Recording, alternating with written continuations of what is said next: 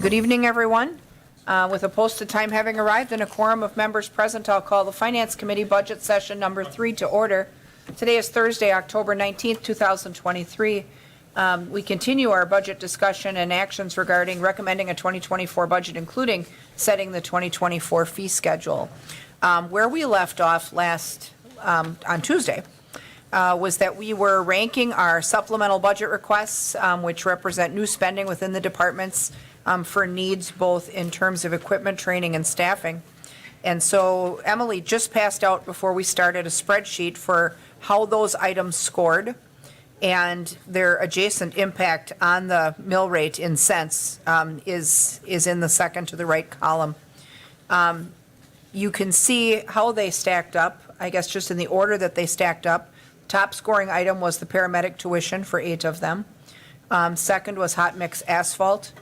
Third was the firefighter cancer screening. Fourth is recruitment and retention in the police department. Then tied at 56 is the Marathon County Restorative Justice Program support and the shared admin position between police and fire. Then at 55 is the 1 FTE to be added at streets. Then at 54 is the neighborhood listening sessions. At 53, on-call staff for the motor pool. At 45, the travel expense for the police department. At 42 was the administrative assistant position for economic and community development. And at 35 was the propane dual fuel conversion. And so these rankings are not necessarily surprising. I think while we would want to do dual fuel conversion, we have an awful lot of other pressing things that are providing pressure in our budget. The one thing that Marianne works on every year is to determine if we have alternative funding other than levy for any of this that would remove the levy impact. And so, and I guess I'll let her weigh in on that. We were just talking about the paramedic tuition being our number one scoring item. It appears that we will have some of the original ARPA allocation that we assigned to employ those 12 firefighters. They obviously were not all hired at the same time. And so there's not a complete spend down of those funds. It's likely that there's enough of that money left to perhaps cover that training expense because they came on at different times. That would keep that off the levy, but you could still get it and get it funded. I guess, did you have anything on that, Marianne? Otherwise, if No, we, just to verify that. yep, if you want to just check. Agrees. Paying attention though. So there's that. I guess we can also consult with Chief Bartek on that. We can bring him up. We're just talking about the paramedic tuition, which is our top scoring item. It appears that we may have some of that original ARPA allocation left from the approval that we did for the 12 firefighters, since we did not hire them all in unison and start to pay them all at the same time. Marianne thought we may have a little bit left that we could cover that training with, since that all is from that same mission. Yes, absolutely. We could take a sharp pencil to that. Out of those, the 12 additional firefighters, we purchased, say, all the radios and things like that up front. We're still haven't been able to, we've been 3 short all year. So we still have 3 sets of turnout gear and stuff like that to order. So there'll be a little bit of money off of that. But I do believe that Marianne's correct. And here's the other aspect of that, and we've had a lot of discussions, Marianne and I, about it, is originally we came with that ARPA request for 3 of the 12 additional firefighters for 2.5 years. We have not used a dime of that money that was allocated toward salaries and wages of them yet, because we first used the 9 that we were able to secure. We used the federal funding for that. We wanted to protect that, maybe push that ARPA funding back. Maybe it gets returned. Maybe we make the longer, I think it was 24 and 25, the firefighters were funded out of there. But we did not use any of the money in 2023 for wages and salaries, or benefits, excuse me. So there is the potential, absolutely, that we could retool. I could do a budget mod request for that. Here's the other aspect of that paramedic ask, and when I was here 2 weeks ago discussing that, We think we may need that money. We are not positive we are going to need that money.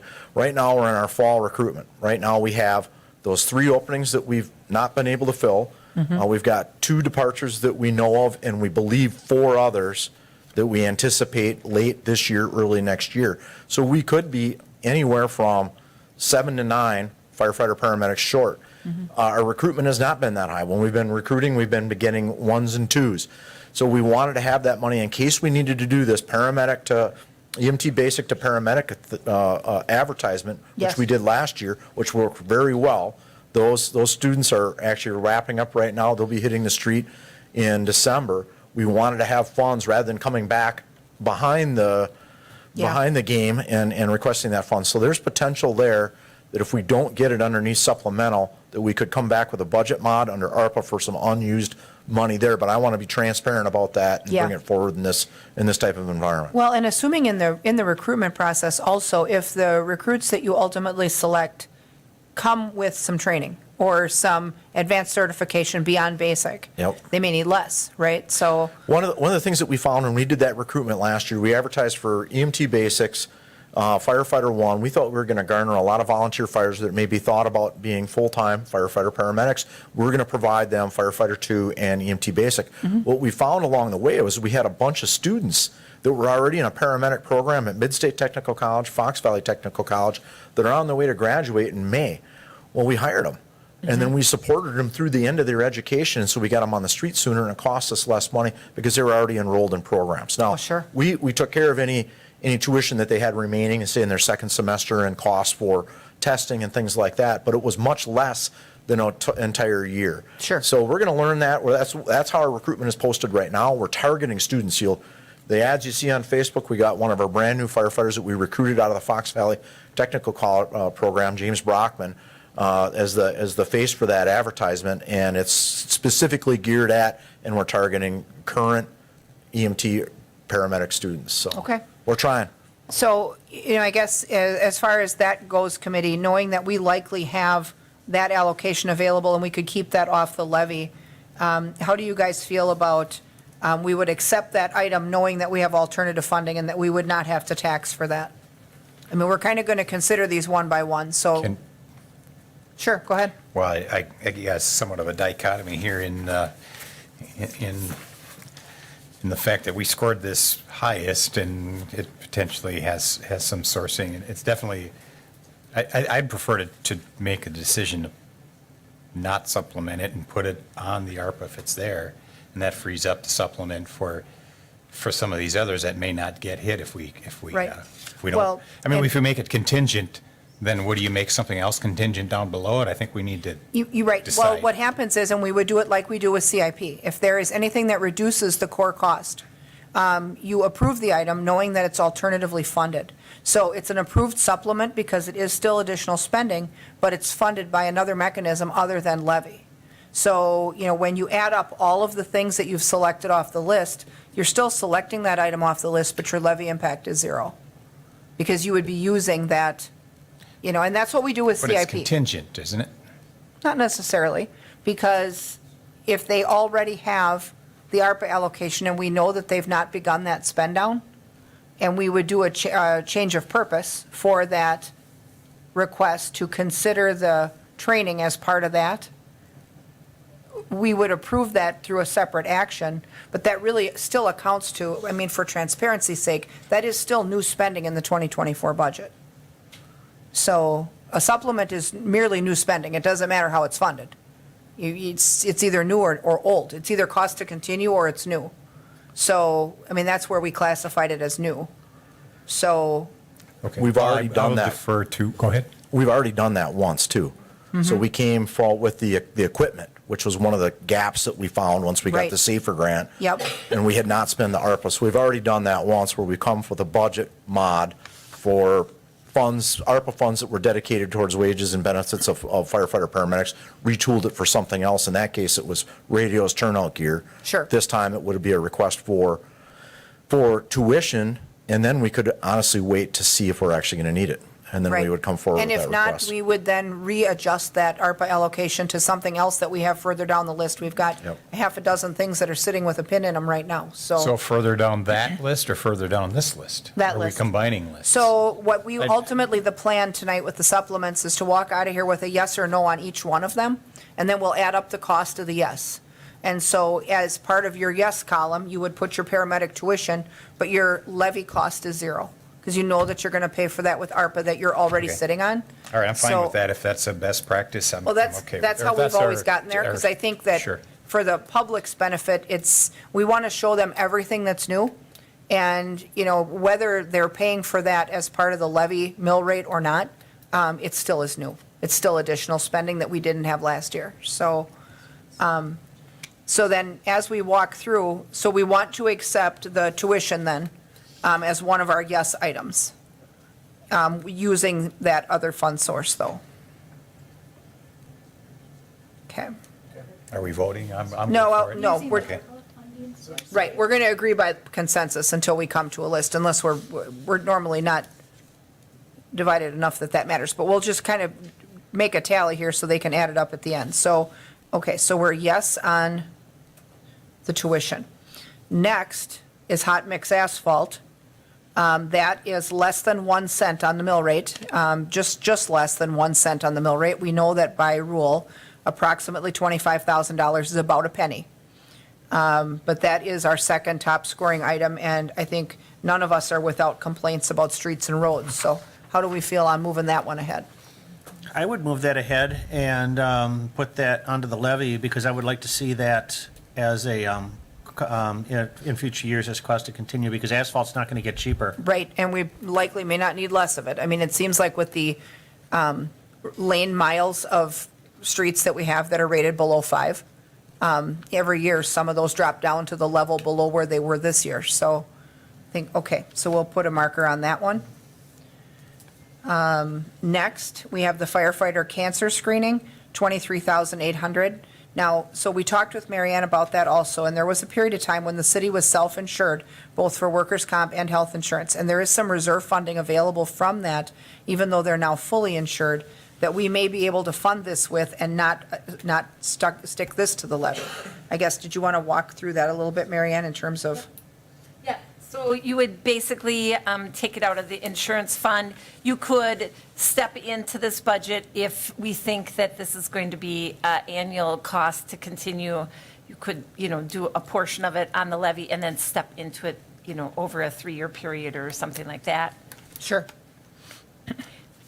Okay, and so this also was just under 1 cent on the mill rate. Would you want to fund half of it from the insurance fund and the other half through levy, or all of it from the insurance fund? I mean, What? next year, it's cost to continue either way. But if the insurance fund is available, it seems more like an insurance-related item, but I would go with That's what I was that. thinking. And there's sufficient amount in the reserve to cover the whole thing? Yeah. Okay. Oh, yeah.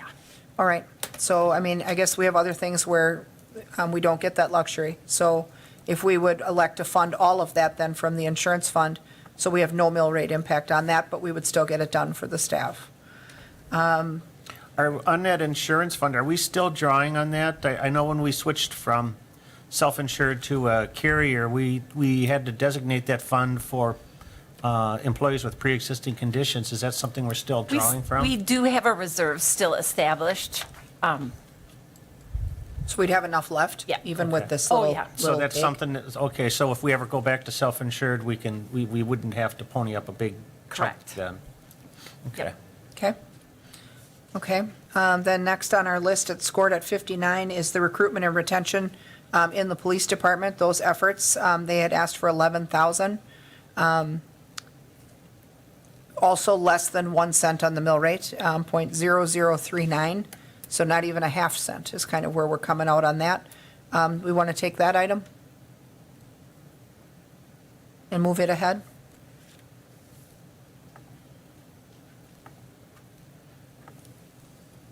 I mean, their travel scored lower, but, their ability to attract more candidates rather than the, 15 or 20 that they've been getting with each wave.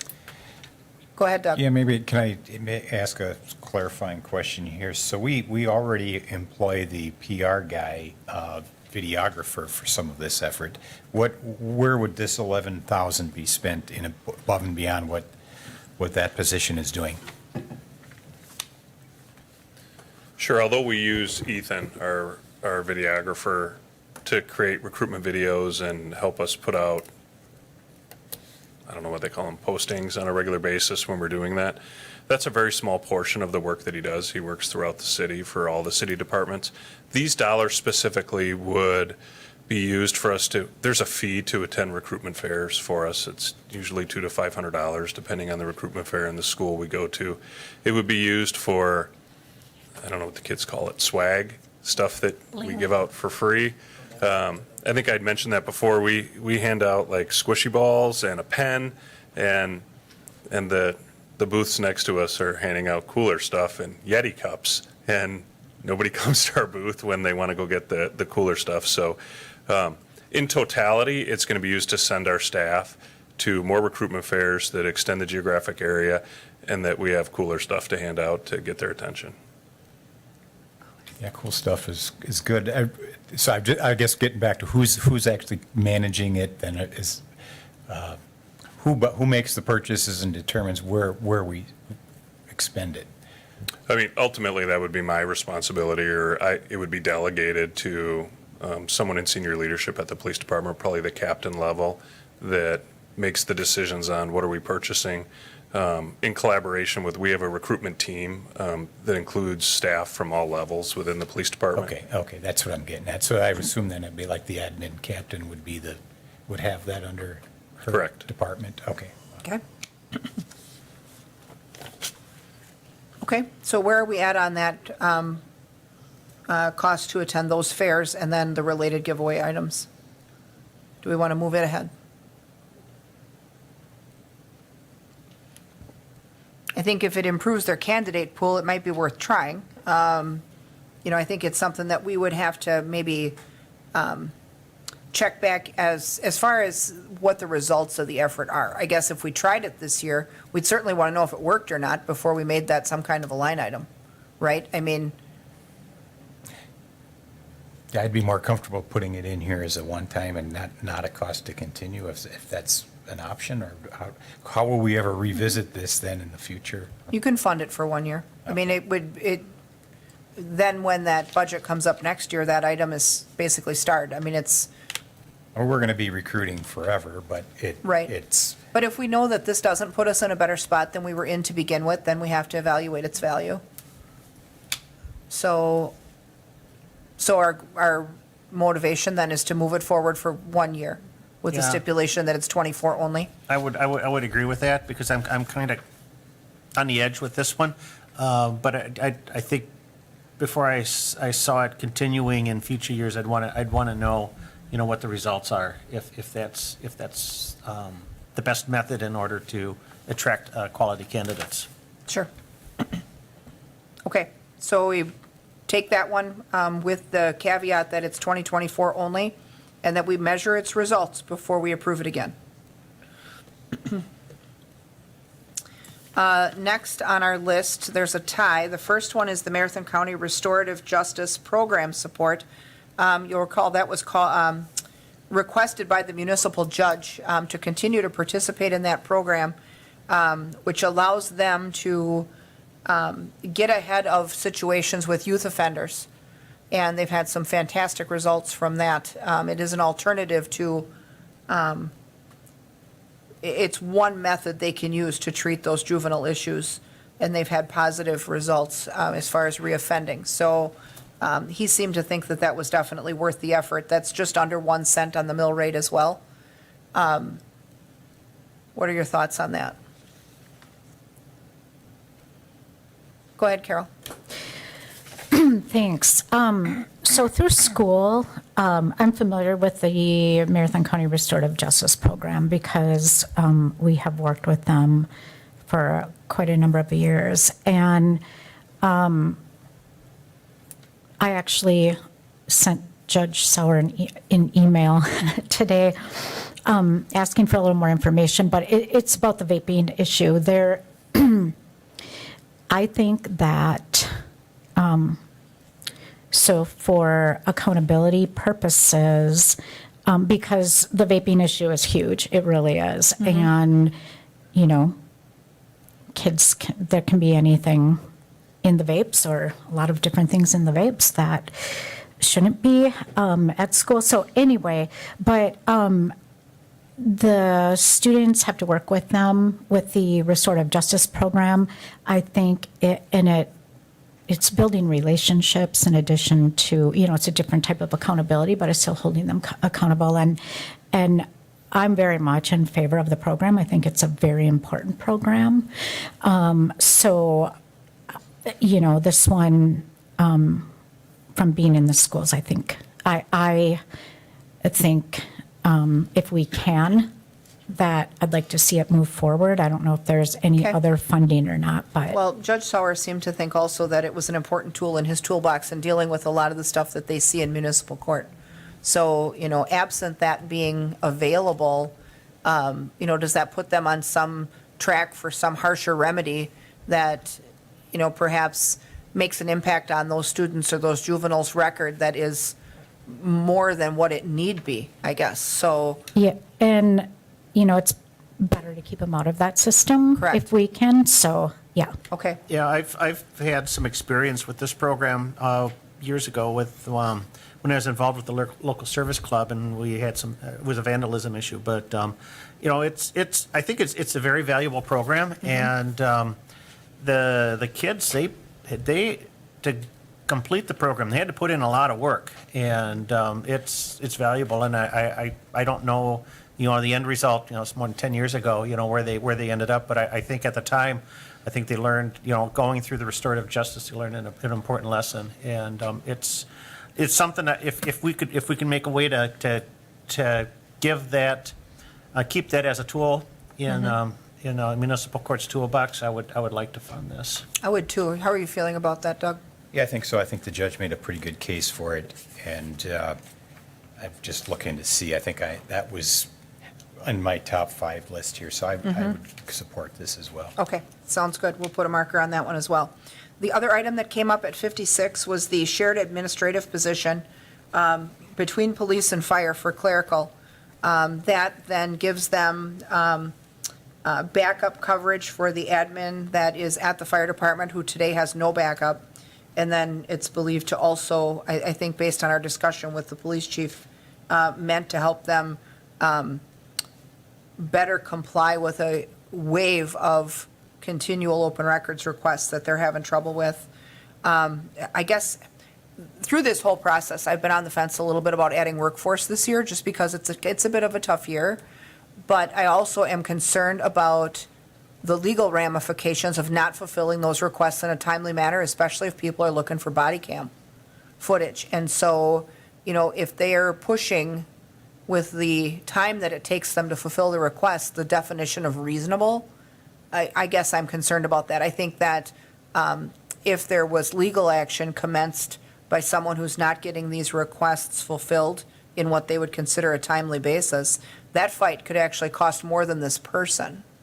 So I guess I struggle with that one a little bit. I mean, what do you guys feel about that? It's just under 3 cents on the mill rate, 2.6 cents roughly.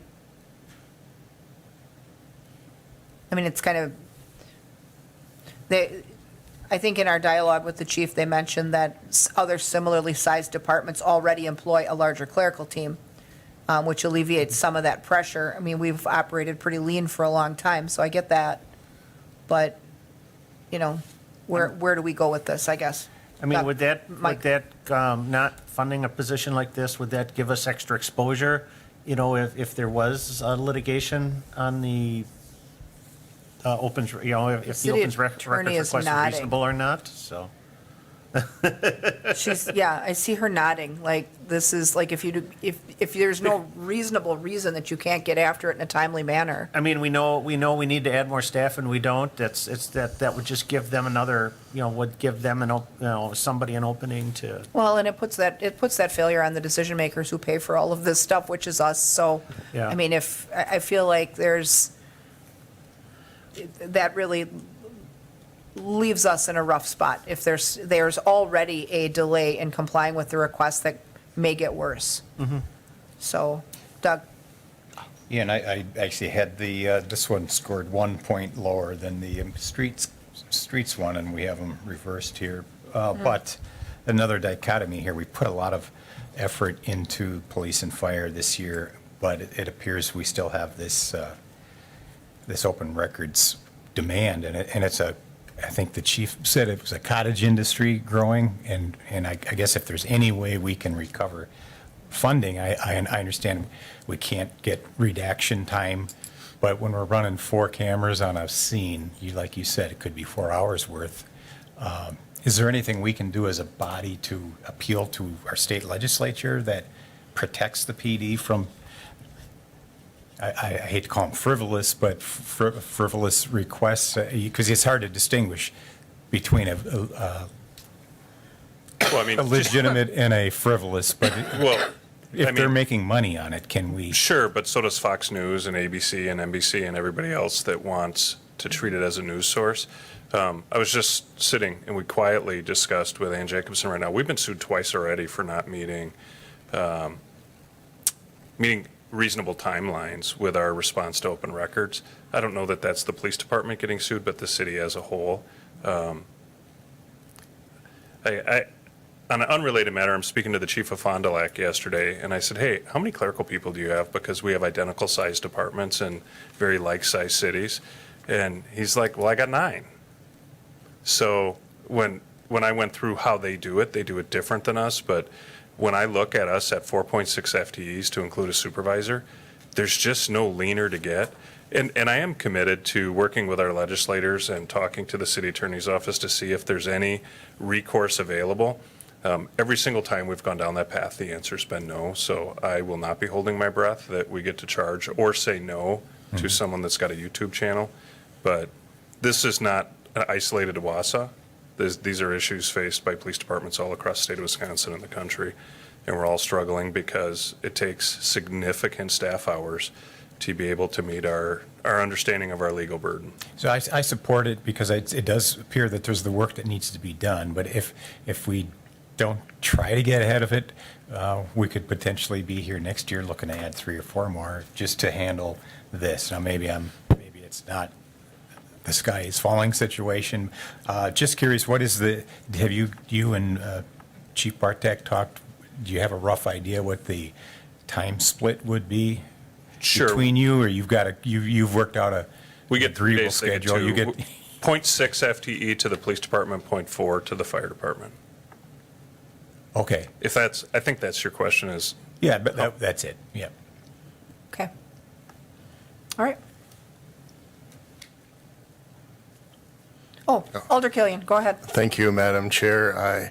I just wanted to speak to the open records matter, and in terms of finances attached to these types of issues, I certainly would be very interested and supportive to see more funds also associated in general, not just with the police department and fire department, but with the city at large to address such issues. And, in Wisconsin, there really is no, I would argue, no such thing as a quote unquote frivolous request for public records. I mean, the fact of the matter is those are the people's records and the government's just holding on to them for now. So with the city's current situation and challenges fulfilling open records requests, I think part of it, sometimes it's a technology or a staff issue, and my disposition is that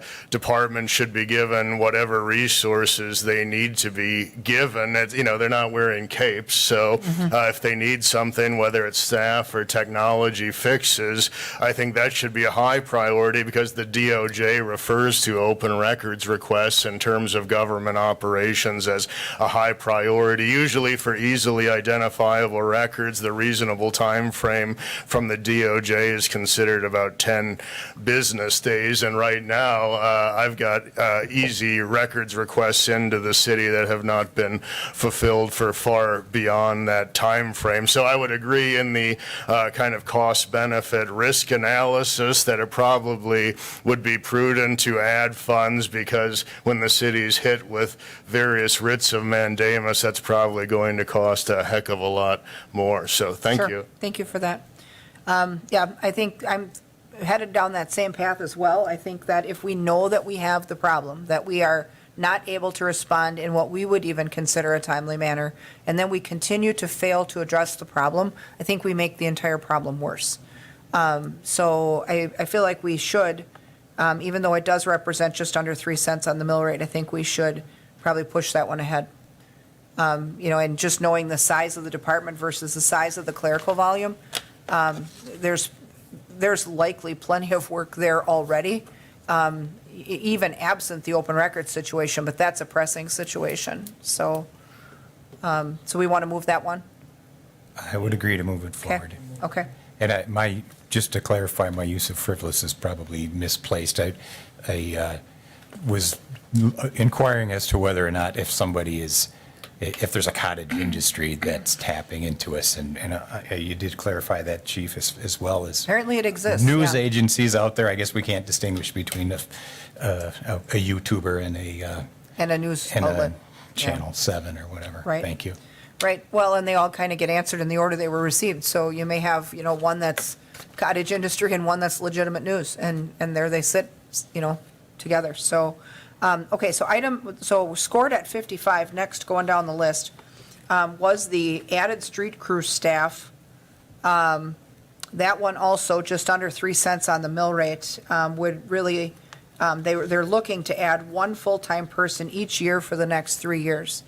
Now, when we talked with Dustin, he had indicated that right now they are staffed just right to meet the obligations of their route. But if someone is sick, hurt, or on vacation, that then causes a hiccup in the schedule.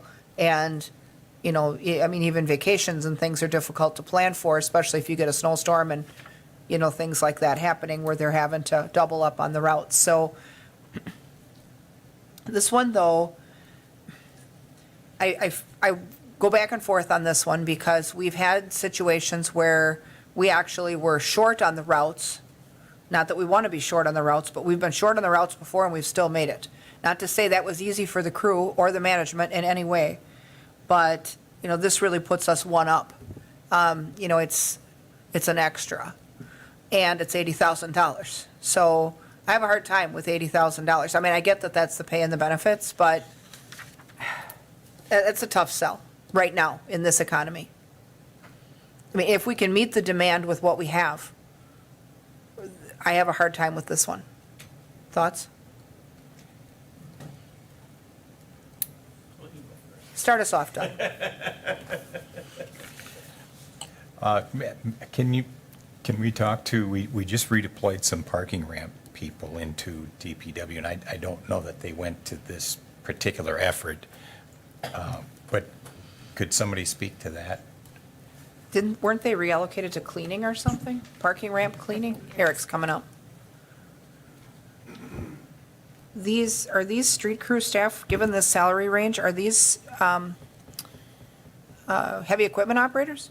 Yeah, these are street maintainers, yes. Plow drivers? And, okay. Yeah. So that's different. Well, they're entry-level street maintainers. That's the salary range that they would start at, yeah. Okay. Coming in off the street.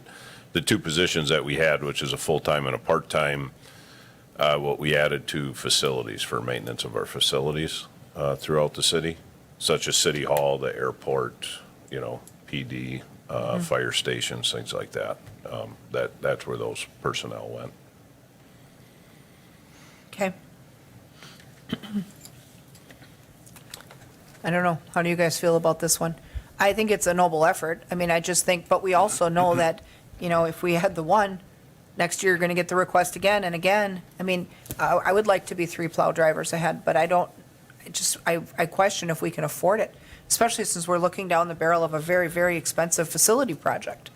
So, I mean, I don't know. This is a tough one. Yeah, one of the concerns I have It's, and I rated this one relatively high, and I did not really want to add a lot of I really wanted to add personnel to our budget this year, is that the two complaints we receive are fixing the potholes and when is my road going to get plowed? And that's true. This is one of those things where adding another maintainer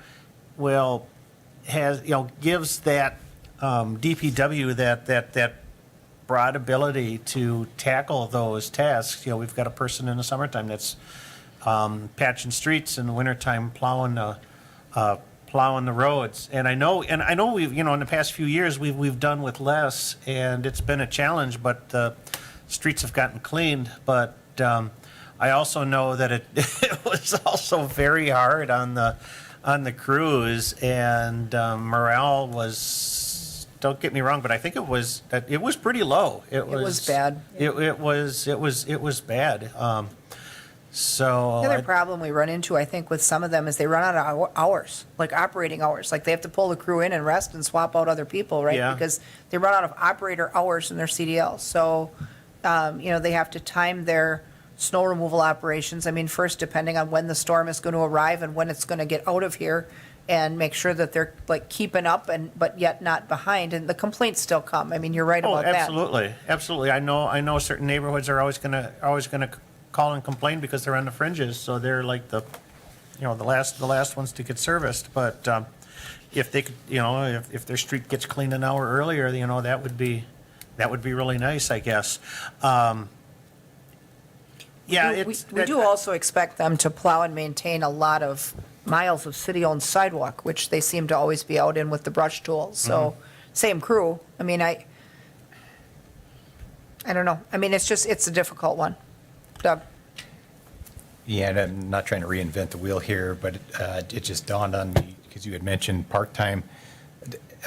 There are professions out there like construction guys, home builders, who don't work in the winter months, and a lot of them plow snow. They do those type of jobs. Have we ever looked at seasonal type drivers for that effort for the winter?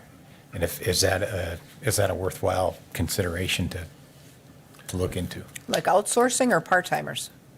Like Either or, but part-time probably would be viable for somebody looking for a winter job who may be a construction guy in the summer.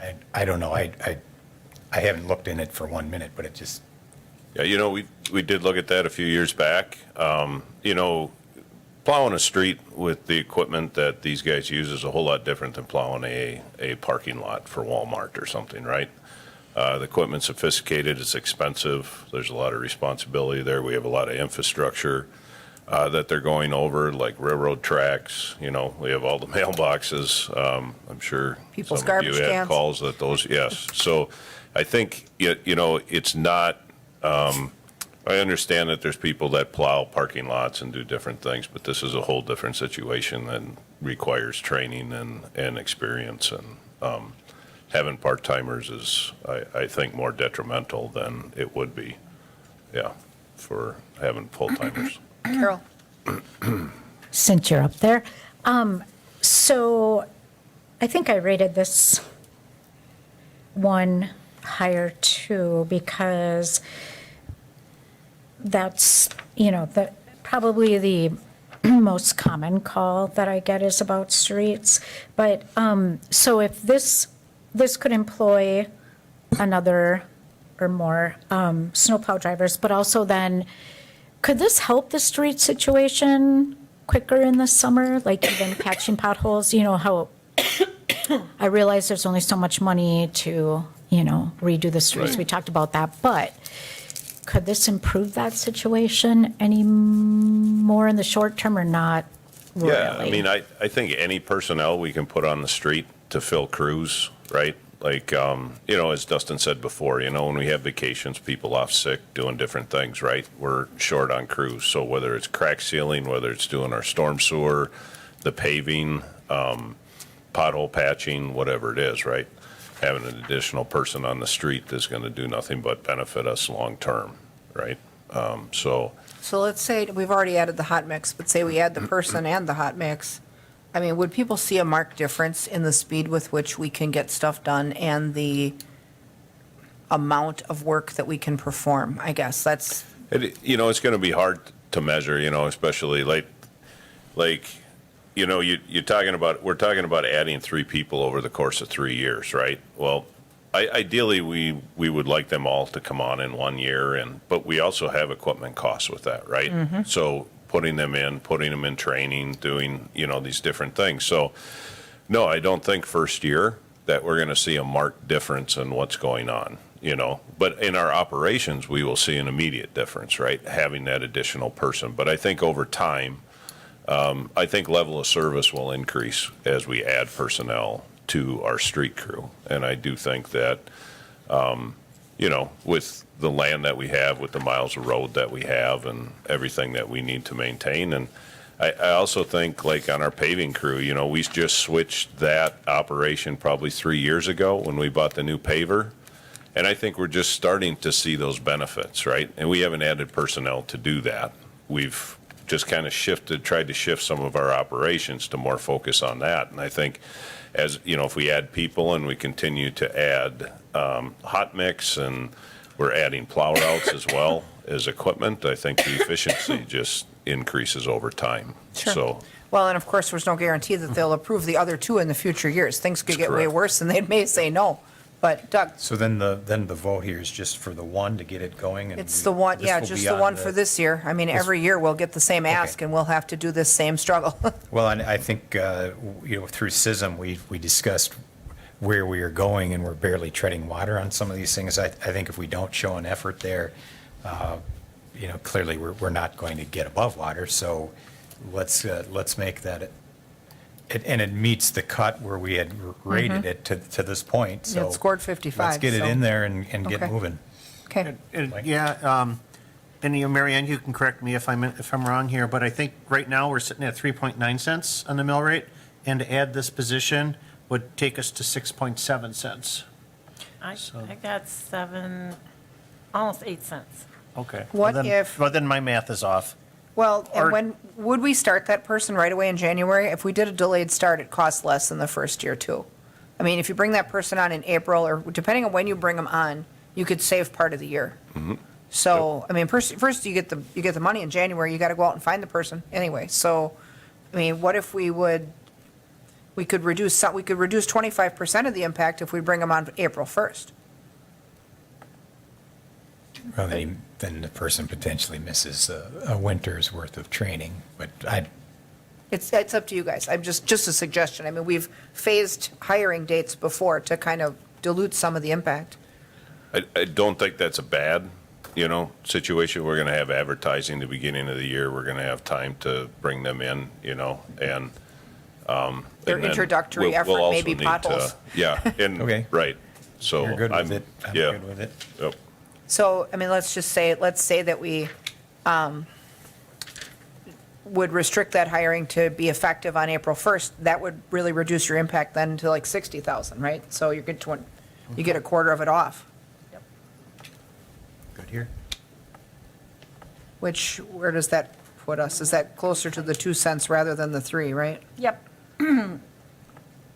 So then you're at 6.9, 6 cents. So far Almost with 7. what we've taken? Okay. All right, and so that's 55. So then next on the list at 54 is neighborhood listening sessions. Community Development asked for 10,000 for that, partially for the costs of interpreters and childcare while they're hosting those meetings to engage the community. It does seem like those that they've conducted to date have been well-received. We hadn't been in the practice of funding this separately before, but it's certainly seems to be a need. I think if we want people to come and participate, we have to offer those services so that they feel like they're able to engage with the material that's being presented.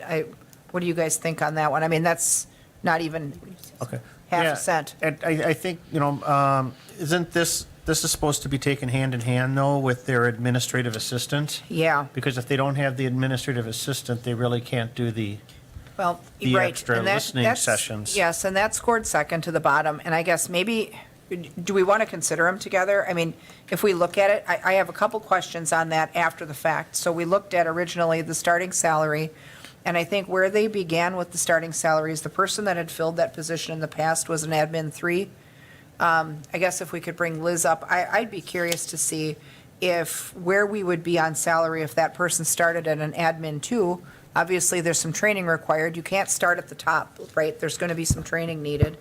And the other thing is what if that person is part-time? Like, can that person work 0.5 or 0.6 rather than full-time? Because we're concerned about some dark time in the department where everyone is away.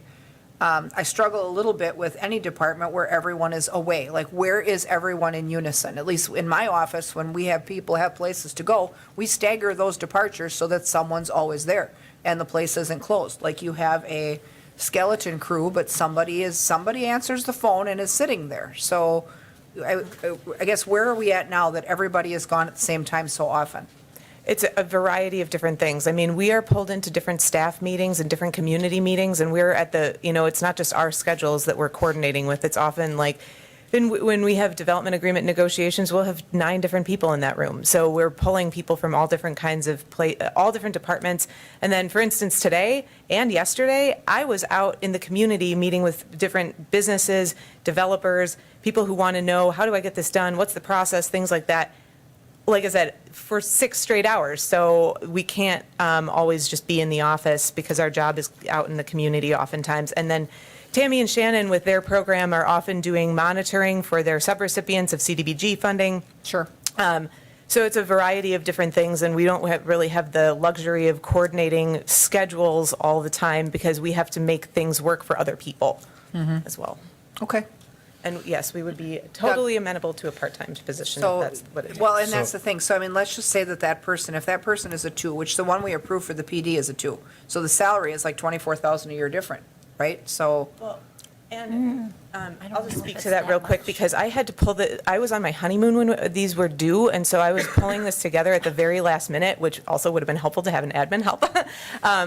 But they were, I mean, we kicked off the budget, just because you went on your honeymoon, you had the assignment for. Yes, I was, we also were hosting a statewide conference within 2 weeks after that. There's a lot on the plate. So it was, basically, I just didn't have the time that I needed to pull together the best estimate. I went off of the salary for an admin 3 and then added the 40% that's generally customary for salary and benefits. But Matt, if you want to. So, while you guys were discussing and debating, we sat in the back and we're a team. All your department heads are a team. right? When I look at the costs associated with 3 different staffing positions, and you guys discussed starting in April, I spoke to Chief Bartek and Liz in the back, and I said, should we offer this? And we all nodded our head yes. If you want to start all of us in April, that's a year's worth of FTE, right, off the levy at that point. We'd be all amenable to our programs and those FTEs starting in April. That takes 12 months off. It's all in the same ballpark of salary and benefits. We're 75,000, DPW's 80,000. Let's just assume Liz ends up somewhere like where we're at with a administrative 2 with benefits at 75,000. If that makes it easier to fund all 3, because we know from our staff meetings with each other and getting together, like, it's important to us. Liz needs a person, the fire department needs a person, we know DPW needs that. If that Right. makes the funding decision easier for this group, I think we're all open to that as a solution. It may. I mean, let's say, okay, let's just say instead of 98,000, that we would use a comparable number. Would we be in the ballpark if we use 75,000 for the 2? I would say yes, if you use a 2. Yeah. Ultimately, I came up with that number by going to Peggy and saying, hey, how much are you budgeting next year for one of our clerical 2 positions that uses Family insurance. family insurance? And that's where the 75,000 came up. Okay. So I would assume that it would be the same regardless whether you're at the police department or at community development. So would we still have the 13.5 available in block grant and TID to share that cost with us? Yeah, that would be a minimum, I would expect. I think we have to keep in mind that they have to work on the TID or the block grant. Right. We're going to have fewer TIDs to actually charge to. Well, yeah, the TIDs that are open are the ones that, or the expendable TIDs are the ones we're working on anyway. So we can't charge to the ones that are closing at this point anyway. And block grant is a large portion of the duties that this person would be doing, and we do have administrative funds to, I don't want to say spare on block grant, but we do have a lot of administrative funds for that program. So would that put us, I mean, does that put us somewhere like 61.5 for our portion? I would expect it might even be less than that. Honestly, block grant has a lot of this, would be a large portion of this workload. Is it maybe 20,000? I would I mean, say, we yeah. need some real numbers But to work from- with. Yeah, and from Yes. block grant, I mean, you already are maximizing your 15%. 20%, yeah. okay. And we do have, it's, because it's different for different funding for different funding pools. And so I was just talking to Tammy about this morning, and we do have additional administrative funds that we can pull for this. So I would say 20,000 would be a good number to put to that. So, and then if we were going to do .6, it's .6 of 75, right? 75 is an annual salary. Right, but it So would if be we were gonna- .75 for April 1st? No, I was thinking about part-time. Part-time. Oh, I .6 see. time, .6 Got it. FTE. Okay. So, which would give them, maybe afternoons, or maybe give them, 3 full days a week, or whatever it turns out to be. That's an alternative for us to consider. I mean, let's just say, if we look at 75, let's say that person is full-time, 75, if 20,000 of that is funded from internal sources, primarily block grant, that would put our share at about 55. But if you go part-time, go .6 on that, won't, the person may not have the capacity to spend that much time on the block grant then, so you wouldn't be able to Well, that's true. recover the entire 20,000. That's true. Or they'd be stuck working only on that. Or, yeah? You know. Well, let's put a pin in that for a second and then check the rest of the list here, because we're going to kind of take those together, right? The next one was, Can we Go ahead. speak to that? So Sure. if we do the 10,000 for the interpretive services, you're saying we would, well, apparently it not sounds be like able- they won't be able to have the neighborhood meetings if they don't have the clerical person. but if you're mostly interpreting material, don't we contract that? Or how do you not be able to use that piece, that 10,000? Basically, there is a lot of organization and coordination that goes into those neighborhood meetings between room reservation, booking the interpreter, booking the childcare, finding the correct interpreter, things like that. So I hesitate to do the neighborhood listening sessions without an admin assistant because we are already all working overtime. So I would like to make sure that we have some additional capacity to be able to hold those sessions. I think it's incredibly reasonable to tie those two things together, given the amount of like setup, takedown, prep time that it takes. How many meetings do we figure? A I few, was- I mean, what, 5 a year, 4 a year? I mean, Well, there's a lot of different ways we could look at it. I was kind of thinking about 6 a year, like once every 2 months. okay. And so this is a cyclical listening session type format, not tied to a specific project or development. So- Correct. Okay. This is really to just increase community engagement overall. And the reason I want it as a supplemental request is because we don't know how it would work, and I want it to be a pilot program. I want to know if people are going to attend, if this is going to be a fruitful discussion. And so we wanted to just kind of test the waters. I would also note that the $10,000 is, and I think I said this before a couple meetings ago, it's an outside figure because sometimes rooms have reservation fees and things Yeah. like that. We definitely need to be able to provide, obviously, a space, interpreters, and childcare. Yeah. Okay. Go ahead, Doug.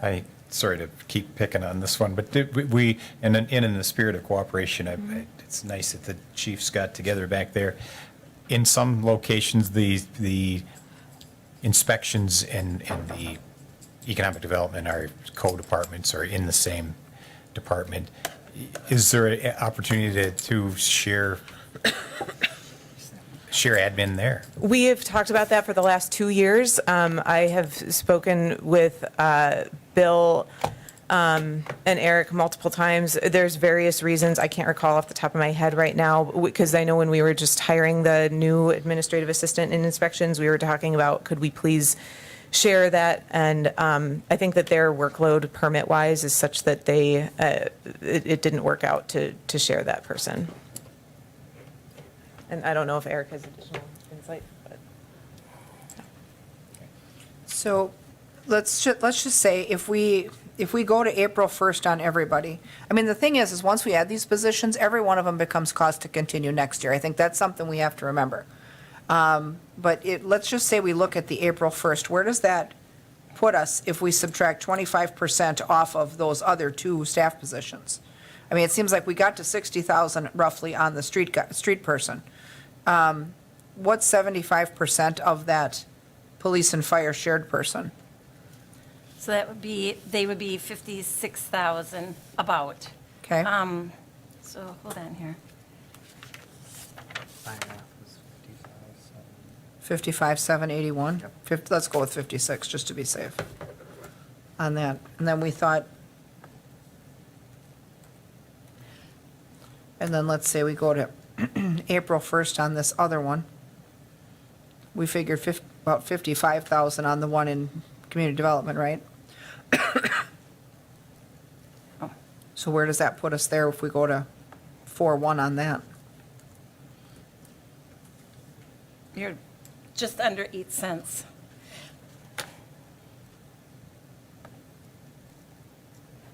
Okay? Okay. Because first I have to take 60% of it, because you said it was going to be 60% time. Well, we started out talking about full-time. If she could get 20,000 of it out of block grant, that put us to 55,000, right? But then Well, the one option was 0.6, and the other one was to start a full-time person in April. so I converted it to 74,375, because we said it was going to be Okay? just like the police position. Yep, And then I multiplied it by 60%, because it was going to be part-time. yep. Okay, And where does that put us? at 44,625. With the 20,000 from the block grant? That's the gross salary. The 40, that's, The 44? yes. Okay, and so then, okay. But we may not get the full 20 then out of the block grant if we shortcut the time, right? Was that Right, Michael because thought? they're going to be only working part-time. Right. So what do you think we do? Do we nix the part-time idea? And this is either full-time or not happening? Is that, So when that position existed, it was only a part-time because we were using it 50%. finance had half of the time? Yes, because they were working on elections. Okay, all right. So maybe we can get by with the part-time then? I would favor part-time over full-time. I would, If just it because goes the benefit full-time, I structure can't is different as well. Like the benefit cost is different between full-time and part-time. It would probably be easier in future years to increase that person to full-time than it would be to try to allocate.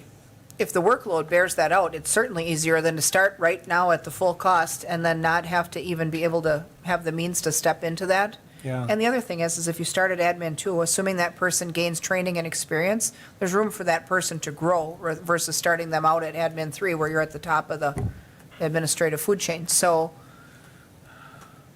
that would give us 44,000 approximately, right, you thought? Yeah, so then you're down to, if we took the 13.5, multiplied it by 60% for part-time, and then multiplied it by 75%. Yes. Because they're not starting until April. Yep. Then your net costs are about $27,000. Well, that's a But whole lot again- better than 98. Yeah. The balance of all of these positions are unfunded when you have all of the other unfunded positions and for next year, and the unfunded existing positions in community development. Right. Well, right, because we still have a gap that we're trying to make up between the positions that Chris created when they got rid of the Right. admin, right? And those, because that salary that he regained never covered those, right?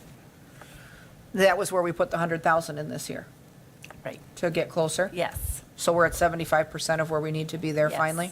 Tom? Thank you, Madam Chair.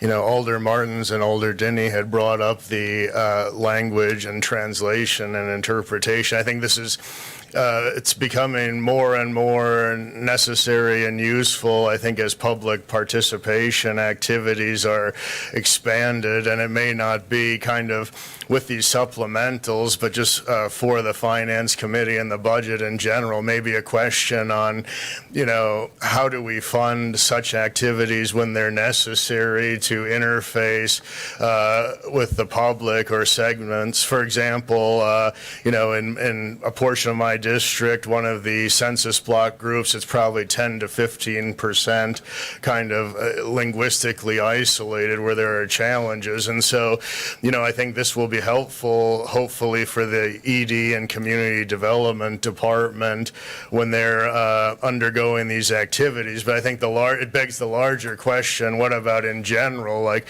what about representatives trying to interface with constituents? I know I've asked in the past about such support from the city, and I've sometimes gotten kind of mixed responses and results. With Hmong language, the response I had received in the past was, we don't want to fund written translation because as a written language, it's not that useful to the public. But we know verbally, Hmong radio, video, that is an effective means. So how do we integrate this in a useful way that's kind of can be a synergy across departments and for representatives themselves? I think it's just becoming more of an important pressing issue. And I would just ask in general too, does community development have a language access plan? Because Metro Ride does in their Title VI analysis. And I think it's great that there'll be a pilot, but my understanding is when federal funds are involved, at times it's not really an elective. So what is that language access plan? When are those thresholds being triggered? And then will we be sure that when those thresholds are hit, that we're actually providing the language assistance that our language access plan requires? So thank you. So your thought then is that we are ahead of this game if we fund the position, so we have someone in charge of securing all of those communication means. Perhaps a drop in the bucket, and if we get a fiscal hose and fill the rest of the bucket, I think we'll be in a much better position. So, yes, this may cover community development, if I'm understanding correctly, but I'm just kind of confused. There's this void, because I've kind of faced it recently, and I'm just not entirely sure where the language support comes from or how it's funded, just kind of on a individual setting level. Sure, thanks. So my calculation, my calculation now is almost 8 cents. I don't Okay. have the $10,000 in there, though. Okay. Which I felt that was the more important part, was the $10,000 for the meeting, to have the meeting in the first place. I think with or without the person, I think that it's incumbent upon our teams to figure out a way to have them, people or no people. So, but if we want to take these together, I think we have to find a way to dial down the cost of the person. So, Carol. I just wanted to comment on Alder Killian's statement. When I was filling this out, or reading these, I too, kept thinking about language and childcare. But so not speaking about the other position, but I do think it's very important, and I do think it's something that should be further explored at some point about other areas to extend that into. But it, equity and really reaching the residents. Thank you. Okay, and that leaves us then 2 items. Now, did we decide, do we want to move forward the 10,000 for the neighborhood meetings along with 27,000 for a .6 admin 2 in community development? I mean, that's where we got the I 27,000 would from. support the part-time, and the 10,000, we would certainly want to see it happen and see that plan as discussed. I mean, that could be the pilot to implement it in other areas of the city. Right, and maybe helping to facilitate those same needs in other departments. Yeah, I thought, I was thinking that, you know, to get the point 0.6 admin and assistant was the reason why, the reason we did that was to go with the neighborhood listening sessions. So I Right. think the two should be taken hand in hand. And I'd like we did with the recruitment and retention. Yeah. We do this 24 only. Yeah. To see what the benefit is, and then move forward for that in the next. I agree with fiscal round. 2024 only. I think that's important. Now, is that for both the employee and the 10,000, or just the 10,000? Just the 10,000 at Okay. this point. So let's earmark the 10,000 then for 1 year only, right? So if there's Right. no, So you could then, if you wanted to do it just for 1 year and see what the value is, you know, there is the fund, I think there's about $250,000 in it. It's the proceeds from when the mall refinanced. oh, there's interest money, wasn't there? Or- No, these are actually, so our mall agreement indicated that if they refinanced and they took proceeds out of, or equity out of the building, that they had to give us half of that refinancing. And then council made agreement with them that they would give them half of that back. And so we have 250,000 in that fund right now. So you could, since this is going to be a one-time cost, use Was that from those funds. CBL yet? Yeah, Okay. so we could use those, that fund for this rather For the than- 10,000? Right, since it's just going to be Would- a one-time. Would something expense. like this also be eligible for ARPA too? Since it's a small amount? We could probably squeeze it into. I think I'd rather use CBL's money, quite frankly. I Well, don't- yeah, if we got I mean, the CBL We've been money. sitting on that because we have other requests for ARPA that we haven't, Are there strings or limitations on what we can do with that CBL money? No, it's Okay. ours. Okay. okay. And 10,000 out of 250 isn't much, so I mean, but that does keep that off the levy, which is helpful. Yeah, for sure.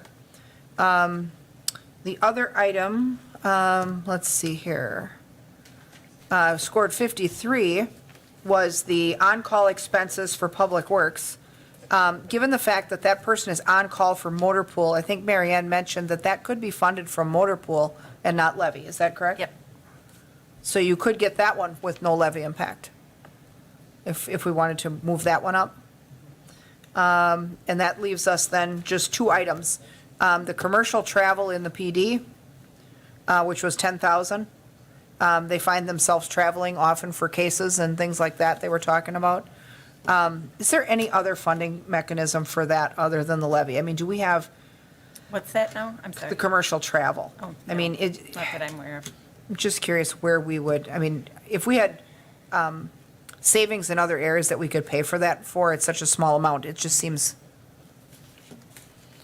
The other thing is you don't know when you're going to necessarily need it. If they end up putting somebody on a plane for a case, they're going to incur that cost, whether or not we make a line item in the budget, right? How do we pay for it when it's unexpected right now? I mean, what do we end up doing? I mean, they've had this before where they've had murder cases and stuff where they've had to send people to California and they've had to send people to Florida. How do we fund that travel today? Because we don't have a line item for travel right now. What do we do with that? How do we buy those tickets?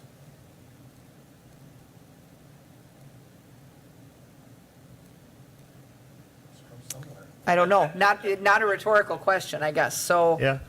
you know, that's, so there's that. So we don't have expense accounts for those kinds of things, for the executive staff or the, Well, every department has a travel budget where they're going to their conferences with. So I think Matt's request is to just increase his travel budget By 10,000. by $10,000 because he's well, lost. let's ask him. Experience within the organization. That's how I understood it. So we're looking at maybe training travel more than case-related travel, is that? It is hard for me to tell you what that would look like from year to year, and I'll just give you a couple examples. Yes, there's training travel, there's the cost of hotel rooms, there's the cost of commercial travel when that is the case, there's the cost to go to conferences, and we have a training budget that covers most of that. The price of training has gone up, so we get less training because of the cost of travel. We Okay. also, at multiple times this year, had to put staff on airplanes and ship them to other states for case-specific work, to go execute search warrants in other states and partner with other agencies. Just this last week, we took the opportunity to send an officer down to Florida. The Parkland shooting that occurred down there in a school, they're about to bulldoze the building that up until this point in time has sat as a protected crime scene, and they invited us to send a representative down there to meet with their departments to do a lessons learned all-day event and be able to be put inside that crime scene to get a firsthand glimpse of what that was about. We found value in sending staff down there so we can work with our school and apply those lessons learned here in this community. But I don't Okay. have a budget to put an officer on an airplane and fly him and put him up in a hotel in Florida for that type of opportunity. So if we don't get this $10,000, you're still going to have a police department. We're still going to be highly Right. trained. We will find a way to continue to do those types of things, just like I did this year. But having a budget for that type of travel would be beneficial to us and allows us to plan a little bit more in advance, as opposed to pulling out the budget and saying, where can we shave a little here and shave a little there in order to accomplish those type of travel requirements. Okay. What are your thoughts, committee? So where does it go if you don't, it's going to be in the travel bucket and it could be used. The it could travel and not- training budget that they already have, they would just have to squeeze it pretty. Or they would have to do a budget modification if they had money someplace else they wanted to I Reallocate. believe the parkland dedication came out of like a special fund. I just saw a accounting adjustment for that come through today. Right, we used forfeiture dollars. Thank your neighborhood drug dealer for supporting our awesome. officer See? going down to That's- Florida. Yeah, I mean, I feel like, I don't know, I feel like this year, this one is a stretch. Especially if we found ways to figure it out before. Not that we want to give people less training, but, I don't know, go ahead, Doug. Well, to me, it's probably pretty easy. If we're in a situation that requires some travel and we can't get the job done, let's revisit it then. I mean, at least we're, We could always shift on the fly and do something mid-year if we needed to. I mean, that is an option that we have, yes. Maybe do a budget mod or something, maybe Right. if we see if there's, Well, that's the other thing, and, we don't even know where we're going to sit for 2023. We have not started winter yet, but we don't know where we're at with surplus. We don't know where we're at with, any year-end stuff. We don't know where we're going to be at with project savings in other areas. I mean, we're only 3/4 of the way through our budget, so I would be apt to put a pin in this and wait and see how the year comes out. I would just add that I will let you know and do my best to make you feel bad if it's really important. Mary Ann would tell you that I'll say, it's our officers' lives. That's not the case here. So Okay. if you guys don't fund this, we're going to be okay. Okay. How do you guys feel about waiting then? Let's just wait on this one and, if we have a need that comes up mid-year or we finish 2023 in a different spot where we feel that this is something that we want to revisit on the list, we'd have that option later, but we would not feed it in right now. yeah, I think so. I think if there's always an overwhelming need where we've been able to find the money for it. So I think right now this is one of those nice to haves, but not need to haves. Agree. When, what do you think about, the last one is the propane fuel conversion. That is also nice to have, but expensive. Like, I don't know, I mean, almost 3 cents on the levy for that. And I get that we don't want to be necessarily dependent on the fluctuating market that surrounds gasoline and diesel, but this year? I mean, we've added an awful lot already to this mill rate. What do you guys think? Yeah, I've been a proponent of looking for alternative fuels for our fleets, be it, hybrid electric or something else, but I think that at this point in time, maybe not quite the transition to propane. Maybe there's some other, looking down the road, there's some Right. other smarter alternatives. Well, and I would think as this evolves, there's going to be grant opportunities for us to have alternative things like that, even if it's electric, even if it's, I don't know, I just feel like we may have other opportunities rather than to just add this to the levy right now. It is a lot for people to absorb. That brings us through the rest of the list. Where did we end up on our tally? Did you say we're at just under 8 cents? Or we at Yeah. point, what was it? And point- that, again, is based on an estimated assessed value. Right. So that So could if we change. come out a little higher than we thought, then our impact is a little bit less. And if we, right, and if we come out lower than we thought, well, then it's more. And then Right. we may have to come back to this list and slice a little bit, so. So when we started down this road, if we had approved all of the supplements as they were originally presented, we'd be at 16 cents. We've cut that just over half. And we're just under 8 right now, right? Is that where we began? Yeah. Which then would put you to, is it 42, 43? Where would that, we started at 33 cents, right? Yep, So 40, 41? yep, Just under 41? yep. 10:40, yeah, it's 10:41. So, yeah, so if we were going to, let's just say, if we add those things that we sent forward then, and include it with our cost to continue, assuming that the assessment projections are right, we would be at 41 cents on the mill rate. So $41 on a $100,000 home of actual increase. Are we satisfied with that? Because we still haven't had our parking discussion, but we will. I think the other thing I just want, when we went through our calculation on our taxes, our levy, I mentioned that, when the schools apportionment comes through, when the tax apportionments come through in the counties, we're going to have to go through that same formula for the TID. So it's going to have an impact on their tax rates too. So, like we have, again, we can't just look at our tax rate. Right. I mean, we do just look at our tax rate, but that is something I want to at least warn you about, is that, to the taxpayer, because of that TID growth, the impact could be more, but we won't know that Well, do we- until and that- that apportionment comes through. Well, that's just it. And then given that, do we want to slice this list a little further? Or do we want to hold off, will we have numbers from them by month end, do you think? So, I mean, we were trying to have our last session next week, but if we would go to the Monday or Tuesday, the last week, would we be in a better spot both to have the manufacturing numbers and at least preliminary rates from we the other should have the taxing entities? manufacturing numbers for sure. Okay, I think, like I said, one is due the very end of October, and I think the other one is due the 10th, and the other one is due the 15th of November. So not a lot of time in between that. I can see if they have their budgets online and if they've done if they at least have a preliminary, I think that's where we apportionments. need to know. Yeah. So what is your main concern with that? Is that our percentage compared to the others is too high? Well, just of the compounded impact to the taxpayer, I guess, and the fact that we're working off of estimated, Value.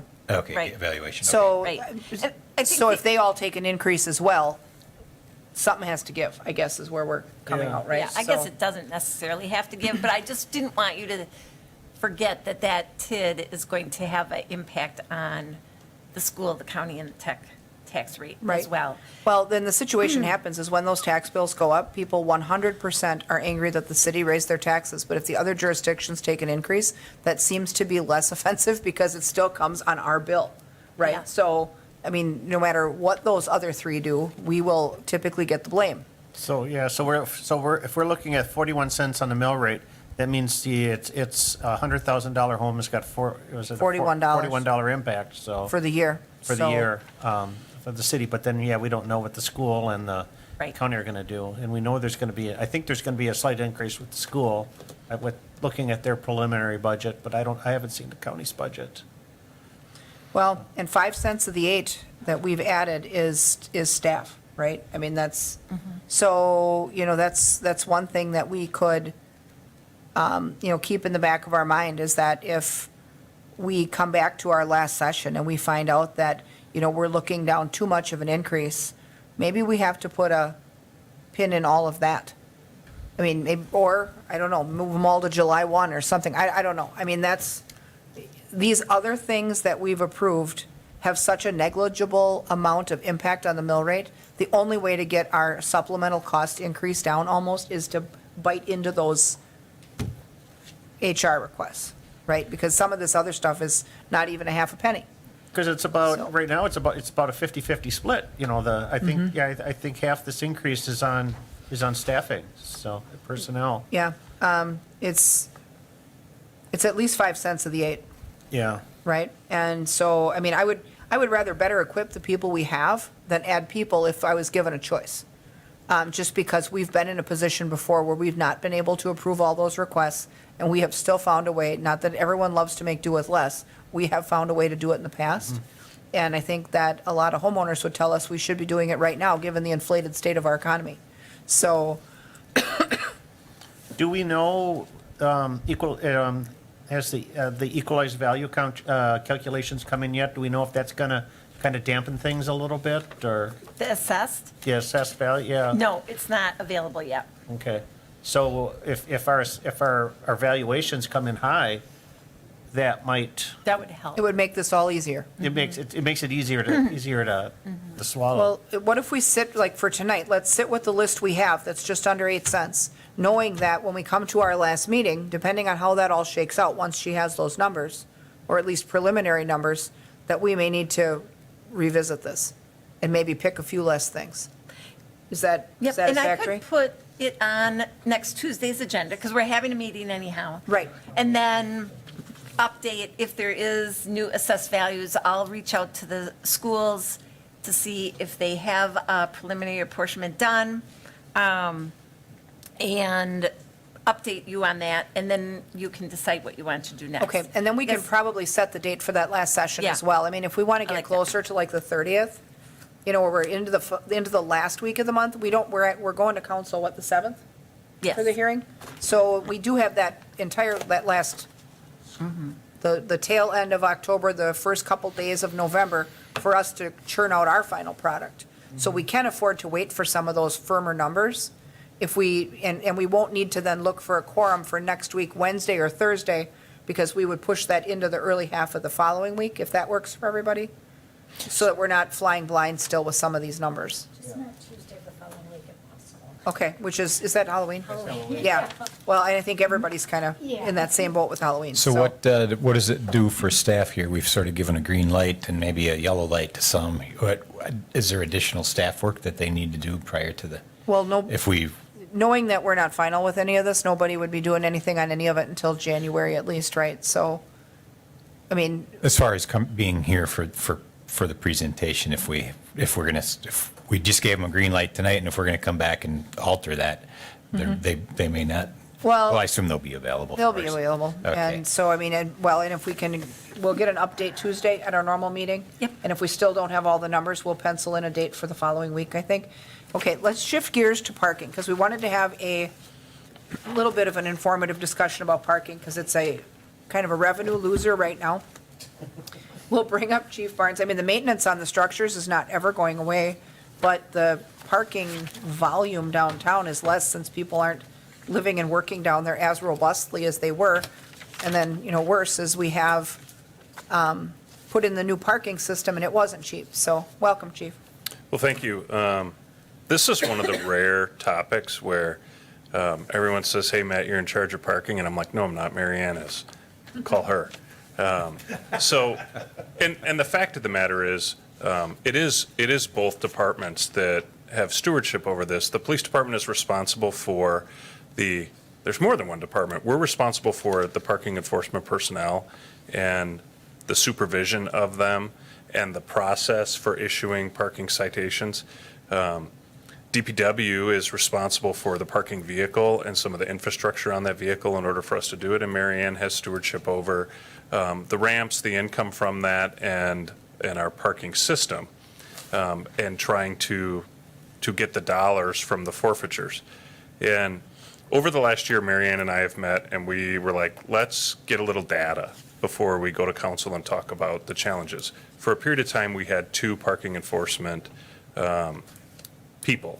One of them resigned to take a job elsewhere in the community, and that left us with one. And the question was, should we run out and hire another parking person? But at this point in time, we have a new parking system downtown. How we're issuing tickets has changed.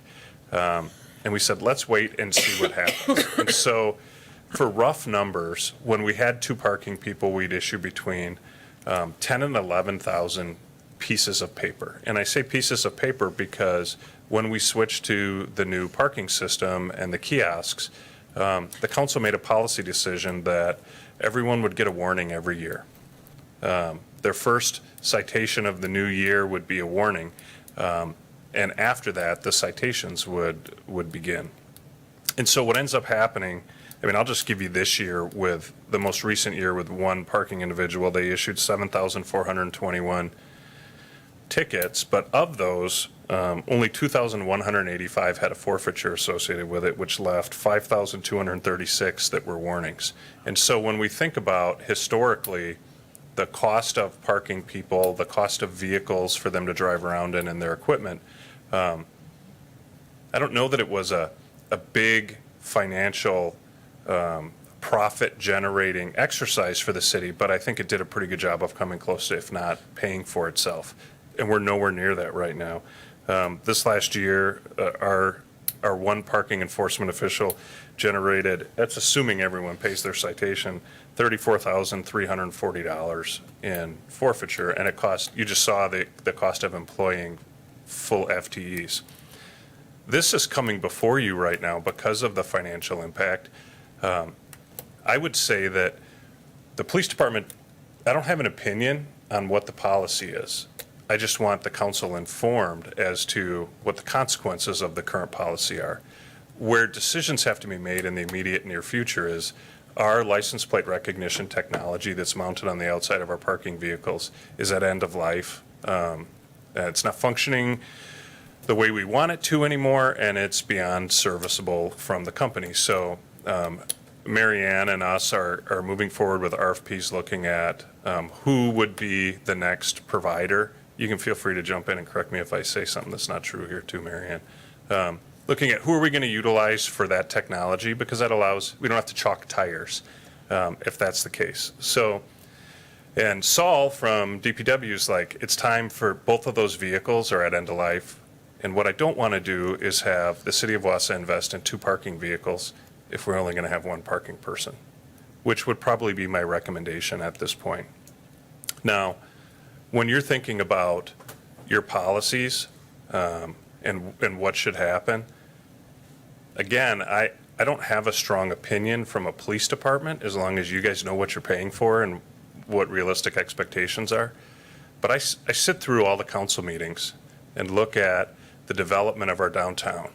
And I also look currently at office space in our downtown, very expensive office buildings that are 100% vacant right now. And that gives me concern, and I have conversations with the representatives that River District and looking at, well, what's the current state of our downtown? And I'm not confident right now is the greatest time to start issuing a lot of really expensive parking tickets and impacting people's desire to be downtown or patronize those businesses. I think the potential exists to put off a decision and be aware of the consequences for a period of time at least that allows some of those projects to get in place, that allows people to be living downtown and look at more holistically at some point in the future as those developments move forward. And then one recommendation that came to me from a stakeholder in the downtown today was, their point to me was, I agree, everyone shouldn't get a free pass every year, but maybe everybody gets 1 free pass. Many of those people using our downtown have already received that free pass, lifetime free pass for that vehicle and that license plate, so that the warning clock doesn't start over every January 1st. And so I just wanted to present to you, like, we're more than comfortable to carry out whatever policy the council wants to put forward, but we need to make some financial decisions as far as vehicles and the technology necessary to enforce parking. Those are decisions that are going to have to be made relatively soon. Right now, I would only be comfortable replacing one vehicle. Well, and we have parking situations all over town, so there's times where the parking enforcement folks are in other areas of the city that are not just River District, right? So, we have neighborhood parking problems. We have vehicles in neighborhoods that don't move for weeks and weeks. We have neighbors who complain about cars that never leave, and then sometimes those parking vehicles will go up there and take a look at those situations and get those moved. I think those vehicles also, to some degree, help us with snow emergency, right? So we should, I guess that's what we have to decide is, can we effectively do what we need to do, with one vehicle, one person, and one set of equipment in the vehicle? I mean, if that answer is yes, it makes sense. I also agree on, we do give the 2 hours for free in those marked spaces like Third Street and whatnot. And I also think there's been enough time for the freebie warning situation started when we were hoping that people would learn to use the kiosk system and, not immediately punish them when they either don't do it or do it wrong or don't realize they have to put their license plate in or whatever. But we're a few years down the line now from putting that in. People should know how to work it. So I am interested in that freebie going away and, not resetting that clock every year. If it's one warning lifetime for that vehicle, that's a whole lot different than somebody getting to abuse that system every year, that every time they turn the calendar over. So, I think we should definitely have some conversations about that. Likely not in the context of the 2024 budget, though. I agree that downtown is not in that situation, and I think whatever we're going to change, we should give people some advance notice so that they can plan for that, and the business community can plan for that. Anytime you change parking things downtown, you draw the ire of the small business district that is the River District, because they all don't have massive asphalt parking lots like the West Side does, where everyone can park for free forever. So, or at least all day. So I think that, we have to be sensitive to that, but we also can't give away everything. So those are decent discussions to have. I mean, if we wanted to make a change and we wanted to set it to take place with either the 2025 budget year, the 2026 budget year, whatever that is, I think we should make that decision with enough advance notice so that everyone knows it's coming and they can be ready for it. And then from an enforcement standpoint, our team can be ready for it too. So it does seem premature this year. I mean, just with the situation, I mean, less and less people are living and working downtown right now because the projects that are going to bring them haven't even started yet, so. Right. I think just some additional data points that might help you think through this. Well, first, the data. Within, from October 1st, 2022 until October 1st, 2023, our one parking enforcement specialist responded to 888 calls for service. So that's individuals with parking complaints and/or lockouts. We still provide service to individuals who lock their keys in their car, and we show up with a Slim Jim and break into their car for them. That's Jim's specialty. But there are a lot of complaints about parking and parking on private property that he responds to. He's also the one responsible within our department that hauls around and sets up the speed trailer for us when we have complaints about traffic in a neighborhood. On a daily basis, they're responsible for doing the mail run from the police department to the city. And then there are other projects within the police department that we'd rather have him do than officers. We have a big bike barn, and we take in hundreds of bikes a year. He's responsible for that, as well as the prescription drug drop-off. So on a daily basis, we have 10, 20 people that come dump their drugs at the police department through a drop box. And then when I think about what does the future look like, I can't forecast that for you. I definitely think that if we bring 1,000, 1,500, 2,000 new residents to downtown through these developments, and they're paying for their parking spot, let's assume half of them have cars. that's a lot of cars in our downtown area, and we're going to get more and more complaints. And at that point in time, it might be judicious to come back to the council and say, here are the challenges that we're dealing with, and it now is more significant than we could handle with just one person. Yeah, I agree. Go ahead. Mary Ann? Oh, I was just going to say, there's a lot of communities that are using part-time people to do this work. I think Stevens Point just hires part-time people. They don't have any full-time people doing parking enforcement. I guess, if our parking enforcement person was out on medical leave or retired or whatever, I do think it's important that we have some backup so that we Right. can do parking enforcement. And again, with only one piece of equipment, if you have a car down. Then you can't do it. Then you can't perform the services. No, that does So make those- sense. Just two pieces of Doug? information. So in the summer, Oh, go ahead. I shouldn't say we're totally covered, but we're pretty covered. We repurpose CSOs for that purpose. So Okay. we have CSOs that, we still have overnight parking restrictions where you can only even odd within our streets. And I'll be honest with you, that used to be, I've had one negative appraisal in my life. It was circa 2002. Lieutenant Ponko said, you got to write more overnight parking tickets, man. There's less capacity for our staff to do that now. They're busier.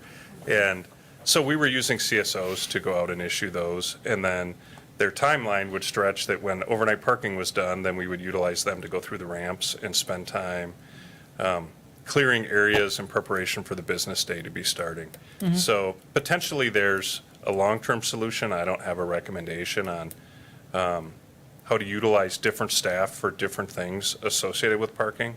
But, that's one thing we've done historically, and it's all hands on deck during a snow emergency. I'll put things in perspective. Last year, we had more forfeiture dollars in 3 snow emergency days than we did in Jim Helrud's entire year.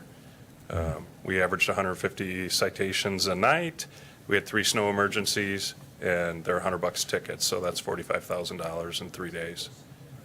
Well, and that's awesome, because, when the streets are snowed in and the plow can't get in and it can't get cleaned and people are complaining that they can't get out, those tickets get people's attention. And I've always said I don't have a whole lot of sympathy when we go to every media outlet in the world and social media and put the word out for a night or two to get your car off the road, and people can't do it. So then, all hail the $100 ticket, I guess. So, Doug? Yes, I didn't know we had that free one until I actually got one. I had a new vehicle, and when I got to the kiosk, I couldn't remember the license plate, and I was late for a meeting, so I chanced it, and I bet wrong. I think there was a ticket Uh-oh. there, and it was We got you. it was yes, but it was a warning, and I thought, wow, that's kind of cool. I gave me a warning, so You that won't was, get another one if you guys pass this and we change it. that was good. So hopefully people are appreciating those. But a weird thing that I noticed, we have, the school district sells parking tickets or stickers. And my kids, sometimes they would take a different car to school and they would get a ticket because we didn't have sticker on all 3 vehicles. And I don't know if there's a way to do a sticker type selling, like a yearly parking pass for downtown areas. But I was curious that if the school district is clipping that ticket money or that sticker money, are we coming in and giving a ticket to the students? And is that coming to us, or are we splitting that with the school district? How does that work? So the city gets the revenue from the tickets. So then it's the school district's incentive to sell as many stickers as they can. Yeah. Right. And it's all, I don't actually think they issue stickers anymore because it's LPR. So they have a list that is maintained of But they license sell, plates. a An electronic pass permit. of some Yeah. sort. Yeah, right. Okay. Okay. Anybody else have anything on that? Carol? I didn't know of that policy either, so, geez, too bad I paid each time. You paid yours? No, but, I'm just thinking myself, like, I wouldn't expect there to be a freebie every year, so, for that, hearing the amount of warnings that are written out each year, that's outrageous. Like, that's crazy. So I don't have a strong opinion, I guess, on it sounds like there are a lot of expenses in maintaining the 2. And so you're for just going ahead with 1. Is that what you're saying? Just one If you were to ask- position, one, If you were to ask me for my recommendation, I Yeah. would say stick with the status quo of one parking enforcement person right now. Right now. And the expenses are the equipment that they carry, the handheld ticket writing, they push buttons and out comes a ticket. But it's also the vehicle that they drive and the technology that's mounted to that vehicle to read license plates so they don't have to get out and chalk tires, or they can just drive through a school parking lot. And so, if I were to ballpark off the top of my head, that's probably $50,000, $60,000, $70,000 to outfit a vehicle with all that technology, plus your cost of, I don't have it in front of me, but I would guess somewhere between $70,000 and $90,000 of actual cost to employ a full-time parking person. It's got to be comparable to somewhere between our admin 2 and admin 3 would be my guess. and when did you say the cars would need to be replaced?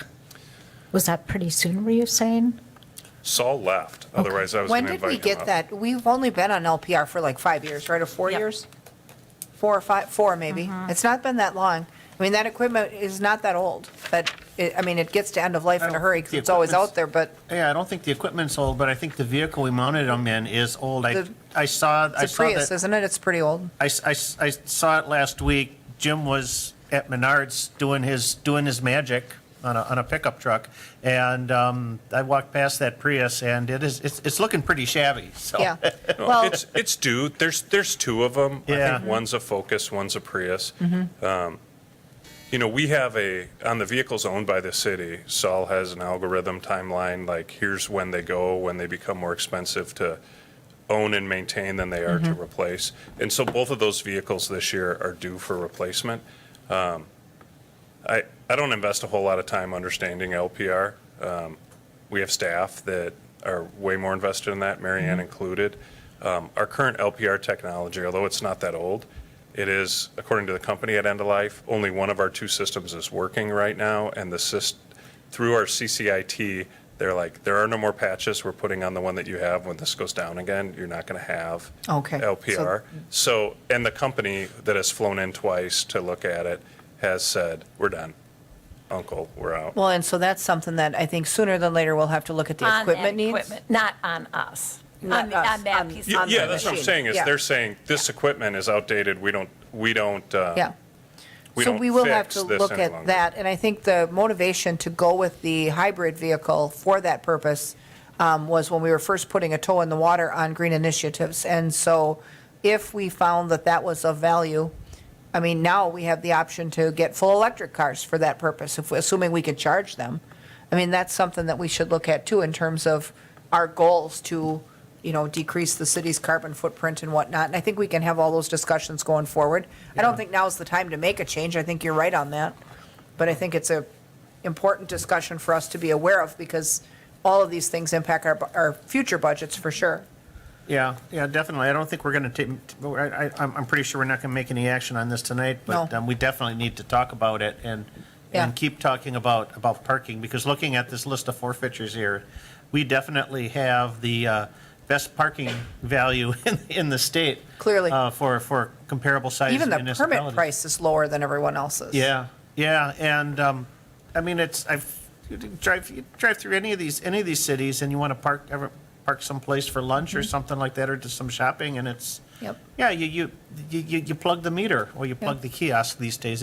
Meters don't exist anymore. $3 an hour in Minneapolis. I'll be paying that over the weekend. Yeah, and I think, Madison is like, I don't know, $2, $3 an hour. Right. Depending on where you're at. And Right. even in Wisconsin, Dells is like $2 an hour. Right. So. So, yeah, that's definitely a discussion we can have. So I guess where we leave it did we get through all of our items for tonight? Right now, we really are at a point where we just have some unknowns to fill in, both the numbers from the other taxing jurisdictions and the manufacturing assessments. So I think we decided that we would hold at our 8 cents worth of additions here and then just sit on that until we know really what the whole picture looks like, giving ourselves the opportunity to pare this down if we have to. We may not have to, but if we do.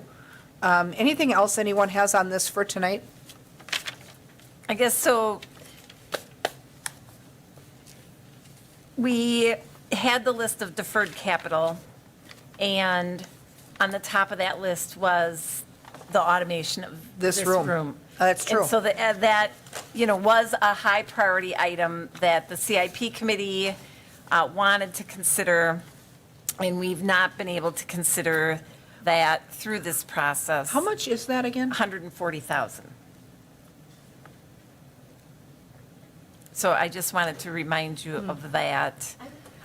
That was a ARPA request, and I think that is it. Can I ask a question about Go that? ahead, sure. So the CBL fund, Yeah. I don't know enough about that. I just but looked at that myself. when you- Could any of that be used? You could. I mean, it's half of it, but it's still right. half of it. We still have half left after, Yeah. right?